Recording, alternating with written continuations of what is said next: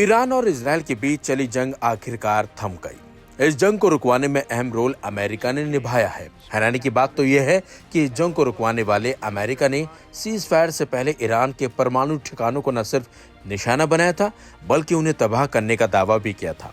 लेकिन cease fire के बाद ट्रंप ईरान पर मेहरबान दिखते हुए नजर आए, लेकिन एक तरफ इशारों में धमकी भी देते नजर आए। दरअसल अमेरिकी राष्ट्रपति डोनाल्ड ट्रंप ने संकेत दिए हैं कि ईरान पर लगे प्रतिबंधों पर आने वाले दिनों में ढील दी जा सकती है।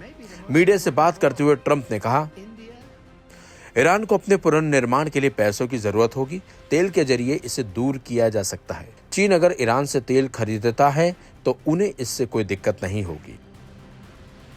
हालांकि अमेरिकी राष्ट्रपति ने यह भी साफ कर दिया कि ईरान पर लागू मैक्सिमम प्रेशर जारी रहेगा, लेकिन ईरान के पुनर्निर्माण के लिए कुछ प्रतिबंधों में ढील दी जा सकती है।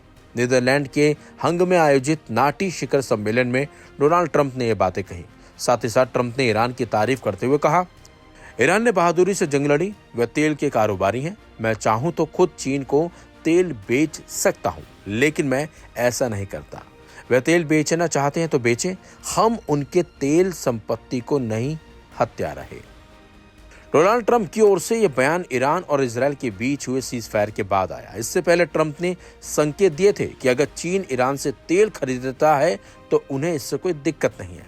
वहीं व्हाइट हाउस ने भी स्पष्ट कर दिया कि ईरान के तेल पर लगे प्रतिबंधों की नीति में बदलाव नहीं है। सीएनबीसी से बातचीत करते हुए मध्य पूर्व मामलों के लिए अमेरिकी विशेष दूत स्टीव विटकॉफ ने कहा, Aim right, achieve big. At KR Mangalam University, we provide you the platform to turn your dreams into reality. At KR Mangalam University. Trump की टिप्पणी का मकसद बस चीन को संकेत देना था कि हम आपके साथ काम करना चाहते हैं, आपके इकोनॉमी को नुकसान नहीं पहुंचाना चाहते। सोशल मीडिया प्लेटफॉर्म ट्रूथ पर मंगलवार को ट्रंप ने पोस्ट किया था कि अब चीन ईरान से तेल खरीद सकता है। चीन ईरान से भरपूर तेल खरीदे, चीन से ईरान तेल खरीदे, ऐसे संभव करना मेरे लिए बड़े सम्मान की बात है। ईरान के न्यूक्लियर ठिकानों पर हमले को ट्रंप ने हिरोशिमा नागासाकी से तुलना की है। उन्होंने कहा कि उस हमले ने ईरान इजराइल के बीच चल रहे युद्ध को खत्म कर दिया। मैं हिरोशिमा नागासाकी का उदाहरण नहीं देना चाहता हूं, लेकिन ये हमला वैसा ही था जिससे युद्ध का अंत हुआ। अगर ये हमला हमने ना किया होता तो दोनों देशों के बीच जंग अभी भी जारी रहती। बता दें आपको, ईरान ने परमाणु शक्ति बनने की दिशा में 3 बड़े कदम उठाए हैं, जिसमें 400 किलोग्राम यूरेनियम बचाना और अंतर्राष्ट्रीय परमाणु एजेंसी के साथ जानकारी साझा न करने का विधेयक पारित करना शामिल है।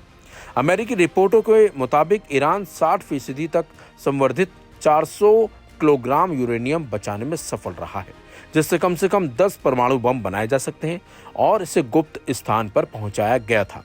ईरान की संसद के अध्यक्ष ने घोषणा की है कि ईरान अपने नागरिक परमाणु कार्यक्रम में तेजी लाएगा। इस बीच ईरान ने मोसाद के जासूसों को मौत की सजा सुनाई है, जिससे इजराइल और अमेरिका दोनों के लिए नई चुनौतियां खड़ी हो गई हैं। लेकिन एक तरफ अमेरिका ईरान की तारीफ करता है और दूसरी तरफ इशारों में धमकाता भी है। ऐसे में समझ नहीं आता कि ट्रंप करना तो करना क्या चाहते हैं।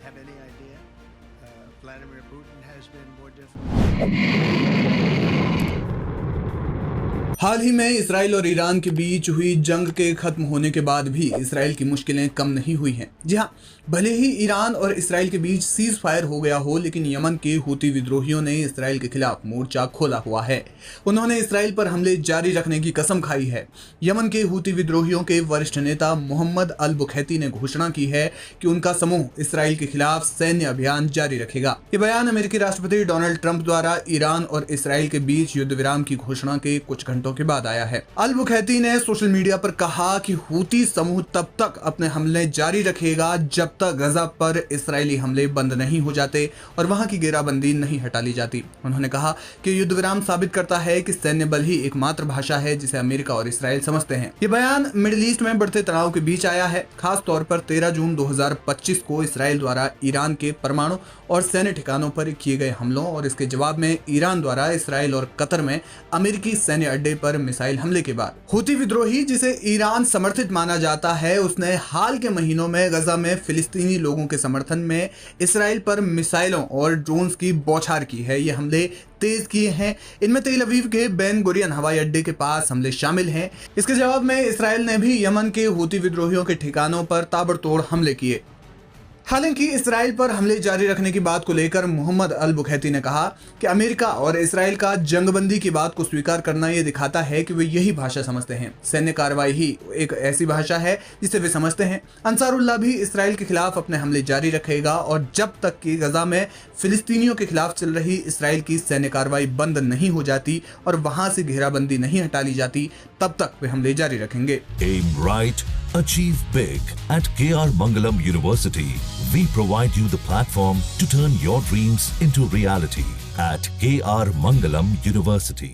अल बुखैती ने यह भी दावा किया कि हूती विद्रोही अपनी रक्षा क्षमताओं को स्वतंत्र रूप से विकसित कर रहे हैं और वो किसी भी बाहरी दबाव के सामने नहीं झुकेगा। इस बीच इस्राएली प्रधानमंत्री बेंजामिन नेतन्याहू ने कहा कि जो भी हमें नुकसान पहुंचाएगा हम उसे जवाब देंगे। उन्होंने हूती हमलों के लिए ईरान को जिम्मेदार ठहराया। आपको बता दें कि साल 2023 से ही हूती लड़ाके लाल सागर में इसराइल या इसराइल के समर्थक देशों के खिलाफ अपनी कार्रवाई जारी रखे हुए हैं।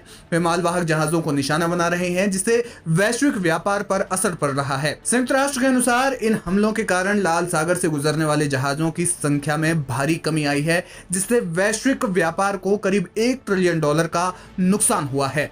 अगर हूती विद्रोहियों ने अपने हमले इसी तरह जारी रखे तो ये नुकसान बढ़ सकता है। आपको बता दें कि हाल ही में जो इसराइल और ईरान के बीच 12 दिन का युद्ध चला था वो अब समाप्त हो गया है। फिलहाल सीज फायर हो गया है। हालांकि मिडिल ईस्ट में अभी भी एक तरह से तनावपूर्ण शांति है। दोनों ओर भारी नुकसान हुआ है। ईरान को जहां नुकसान पहुंचा है तो वहीं इसराइल को भी बड़ा नुकसान हुआ है।